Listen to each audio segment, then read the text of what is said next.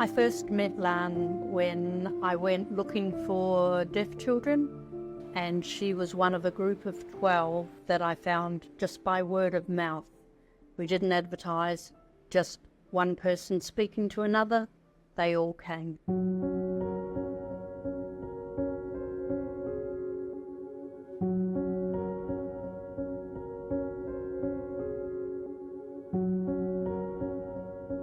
Diagnosing at a later age, you just miss this incredible opportunity to give them communication, allow them to, participate in school. And so I do think that age of 13, when she was, moving this back down to what we do in the developed countries, which is 3 to 6 months, that's a huge opportunity to prevent the disability, right? If you can't prevent the deafness, you can prevent the actual disability from deafness.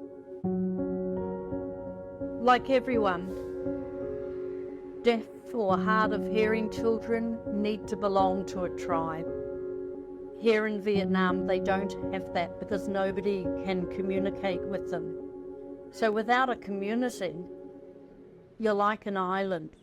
Your life is so miserable. Once they develop that community, it's like their whole world opens up. Their life brightens, they have meaning, they have companionship, and these friendships last a lifetime.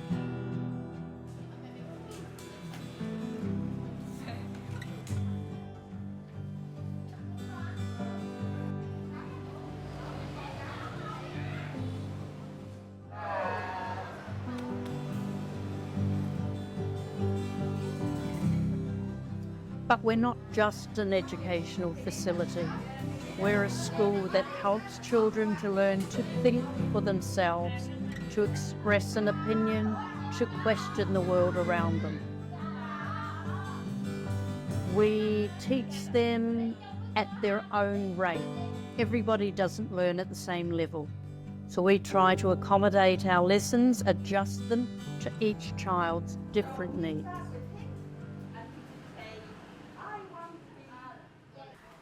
When she started working with us, Lan was totally uneducated, no means of communication, no friends, no nothing. So initially she began as our cook and our cleaner. And she was allowed to sit in the classroom when she finished her work and she started to learn.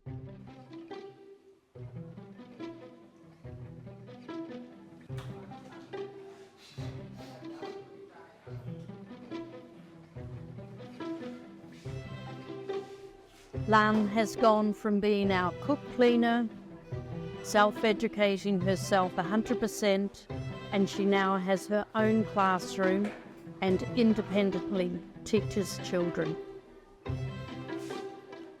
Her brain is like a sponge. It just sucks in all the knowledge she can get, and she loves learning. Lan has definitely always been the loving sibling.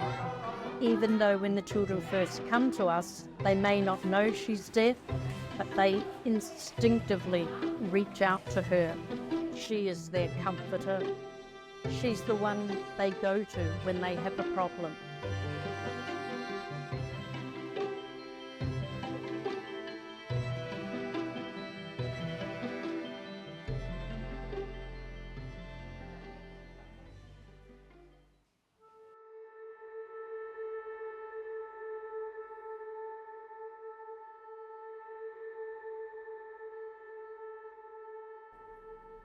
At Lan's wedding, I will be crying. I have become very close to Lan over the years, and she with me. From the school point of view, it's going to be a huge loss.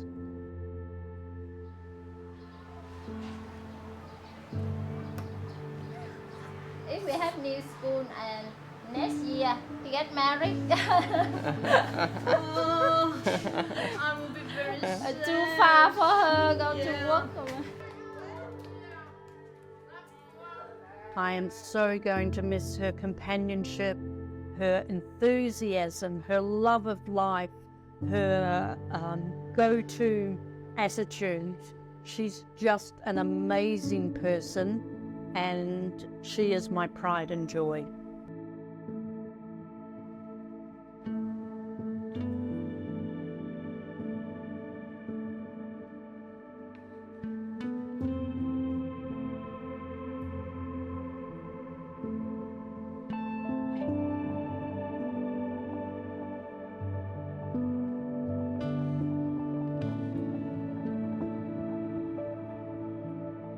Because it's a deaf school, we need someone who is deaf and hard of hearing on our staff.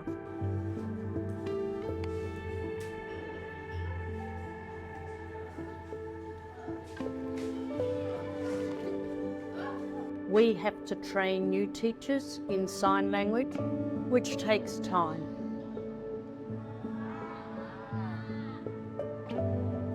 How do we keep the centre open? And we have all the supplies we need. We have the desks, the books, the resources, but we have to be able to pay the salaries. We have to provide food for the children. We have to rent the building.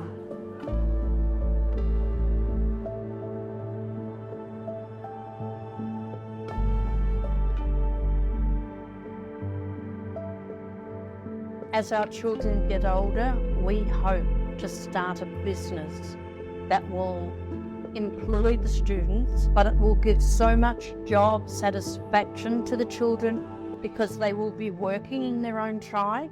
They won't be one person working in a hearing community. They will all be the same. So we really want to give them a better life than what they will be offered at the moment.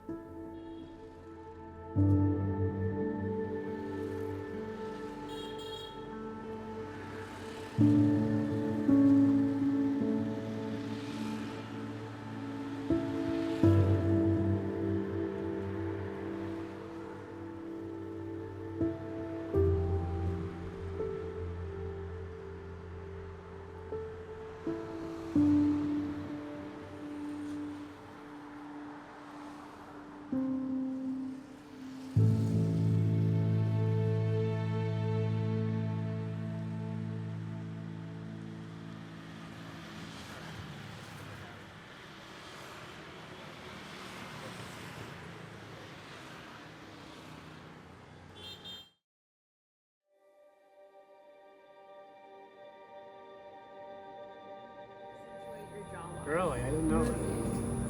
Yeah, you hold your tongue and you stick to the top of the roof of your mouth.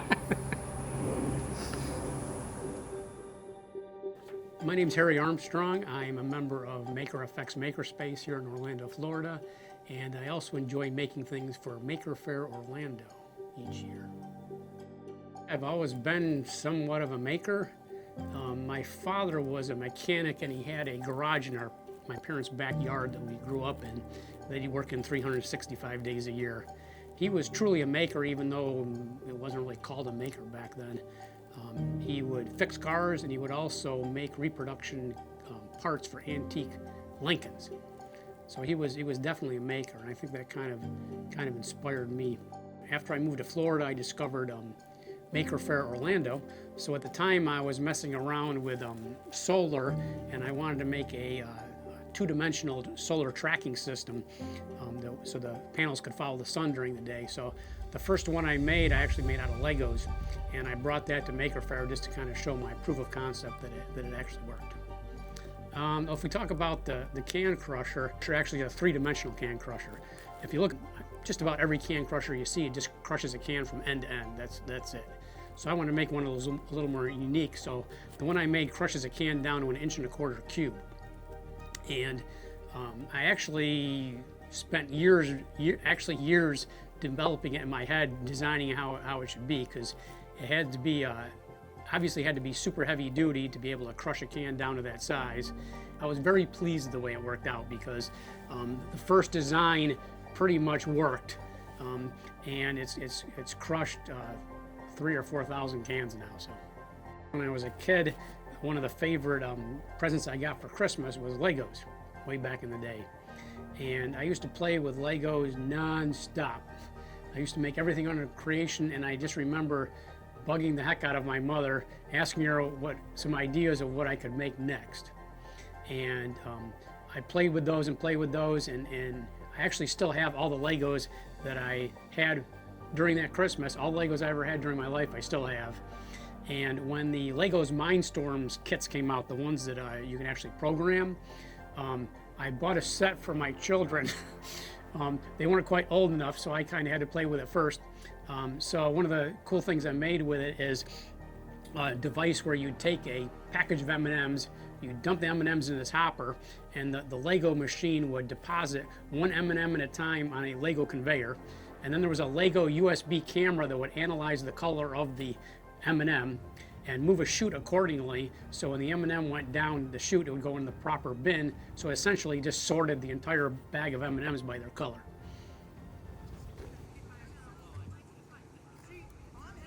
We were trying to come up with something unique and semi-large for Maker Faire this year, and somebody mentioned a giant skee ball machine.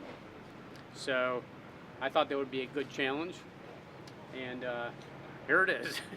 It's about 22 feet long and about 7 feet high. The target area uses 5-gallon bucket lids, and these are 3-gallon bucket lids. There is a switch at each one of the buckets to sense when the ball goes through. The numbers up there are all 3D printed. There's a sound system in it for sound effects. This thing is so large, I built it at my house in my garage. However, I don't have a room in the house that's large enough to actually put the entire thing together. So I kind of had to put part of it together and test it, and then put the other part together and test it. And we didn't get to actually assemble the entire thing to check it as a whole system until 2 or 3 weeks ago at Maker Effects Makerspace in Orlando. But this is the first time it's actually been stress tested, shall we say, in real life. So it operated all day yesterday. We got a couple things we want to improve on, but it did quite well.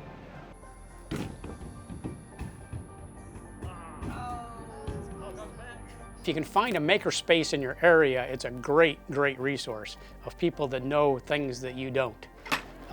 But if you don't have the ability to do that, just go on the internet and start looking at things that people have made. A lot of them have detailed instructions, so you can actually literally copy what they did, which will give you some confidence you can actually make something that works the way that person made it. And then from there you can look at things kind of like I do. I look at things on the internet and think, that's a cool idea, but what if you did this, this, and this to it to make it even better?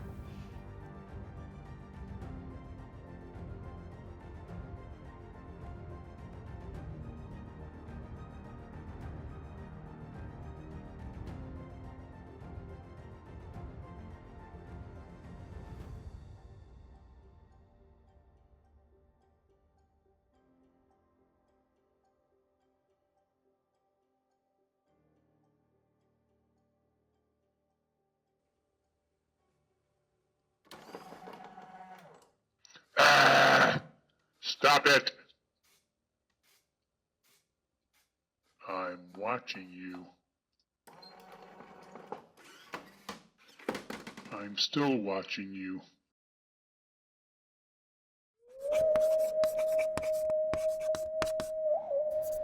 Calliope, how was school? It's not fair! Uh-oh. The Red Wolf got in trouble. There we go. Someone tattled on it for something it didn't do, and now it's in timeout. Aw, what happened? First of all, the American Red Wolf only exists in the United States.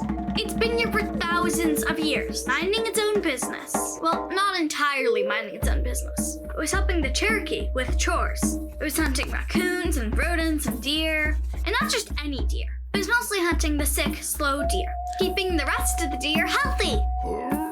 But in Europe, there were these whole other kinds of wolves. The European wolves, during something called the plague, learned that humans were edible and delicious. And so those wolves were scary. We made stories about the big bad wolf, the 3 little pigs, and werewolves of London.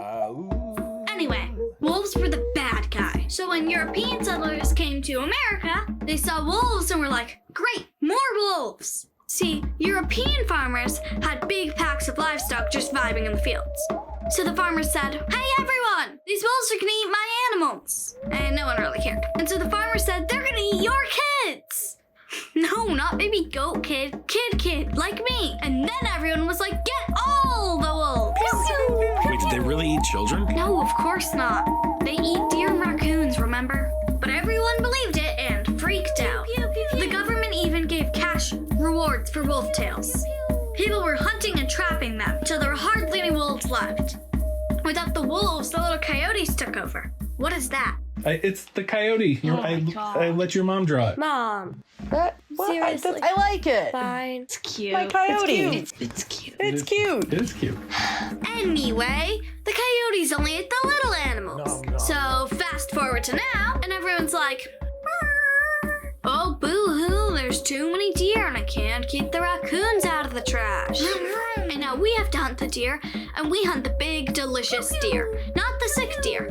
So there's a ton of deer diseases, like Lyme disease. And there's so many deer, they eat all the plants, which is where a bunch of other important animals used to live. So those animals are gone too. Plus, the plants purified water and protect from erosion. So now there's those problems too. Eventually, the government said, oops, don't hunt the wolves. We need them. And it almost worked until a bunch of other people were like, hunt the wolves again. And so they did it again. And then the government again said, don't hunt the wolves. Hunt the coyotes instead. But there were so many coyotes. People were mistaking wolves for coyotes. And now there's hardly any wolves left. There's only like 17 of them in the wild. We are fearing it into extinction. And so the red wolf got sent to timeout. And while it's in timeout, it can make babies and learn how to hunt without human interference. And all the other animals get to prance around like it's Animal Crossing. But the red wolf misses out on the fun. It's not fair. Maybe we can let it out of timeout. Do tell. We can give money to groups who are working on We it. could make animated shorts. We can vote for people who are And pro-environment. then they could sterilize You coyotes. can put reflective collars on them. Oh, yeah, that's a good idea. But most of all, we can finally learn from our mistakes and stop erasing everything that makes us uncomfortable before realizing we need it. Because I'm not just talking about the red wolf. Don't even get me started on the Tasmanian tiger. What? Not right now. 1936, and No. they did the same thing in Tasmania. Calliope, that's a whole other movie. What's that little creature? Oh, it looks like a wolf. Let's hunt all of them to extinction. We should wrap Why this would up. they do that? They were harmless. I agree, but They were living peacefully in Australia I'm till just gonna.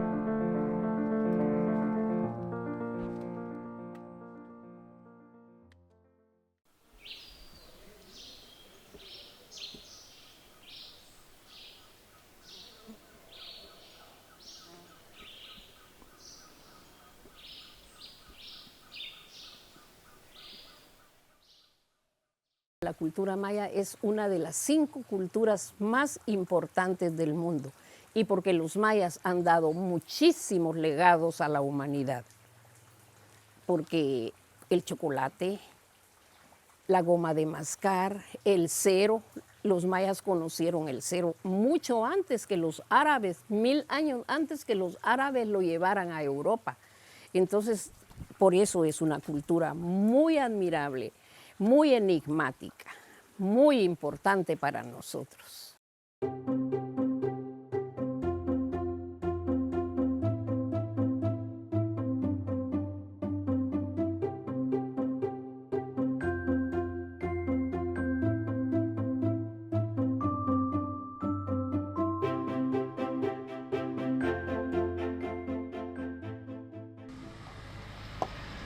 Washington se caracteriza a más o menos 87 kilómetros de Flores, a 23 kilómetros al norte de Tikal.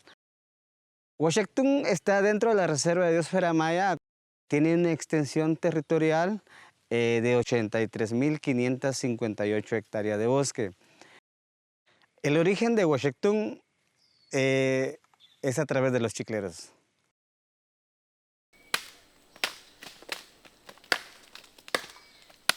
Más o menos en los años 1910, 1908, estos lugares eran campamentos.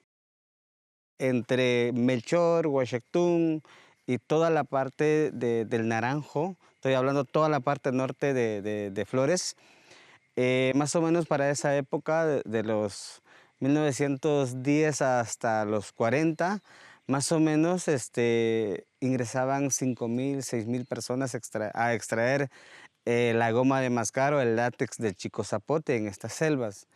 A raíz de eso es de que se fueron formando campamentos grandes hasta formar comunidades como esto. Entonces, Washington en sí, su origen es chiclera y a raíz de eso, pues nosotros estamos viviendo hoy en este lugar. Mis abuelos fueron chicleros, mi papá fue chiclero y yo también vine como chiclero en este lugar.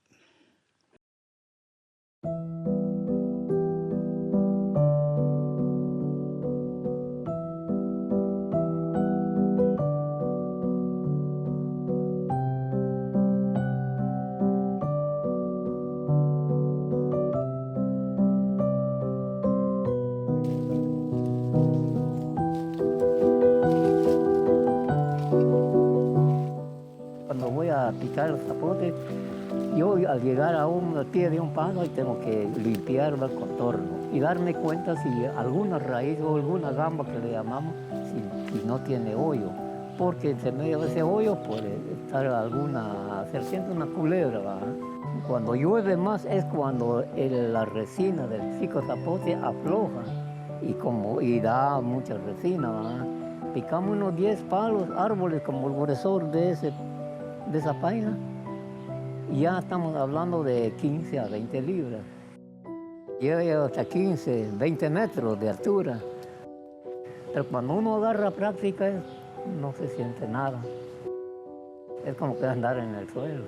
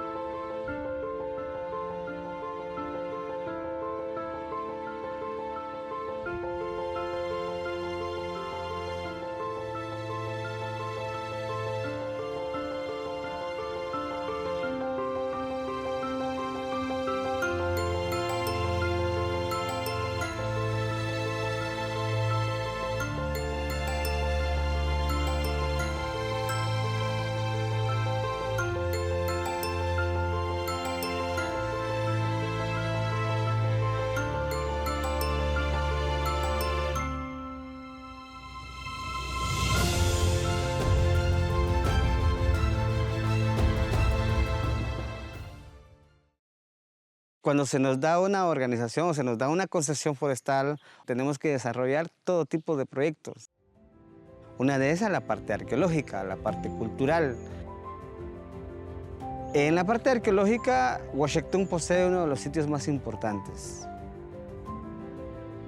La principal actividad de Washington se fomentó a través del chicle, ¿no? En su momento fue uno de los productos más exportados a nivel nacional. En la actualidad, la organización se sostiene con el manejo de varios recursos que el bosque nos da. Vamos a mencionar siempre el chicle, de una forma artesanal se hace en estos años. Viene desde nuestros ancestros mayas, donde ellos utilizaron la goma de mascar, utilizaron el árbol en sus dinteles.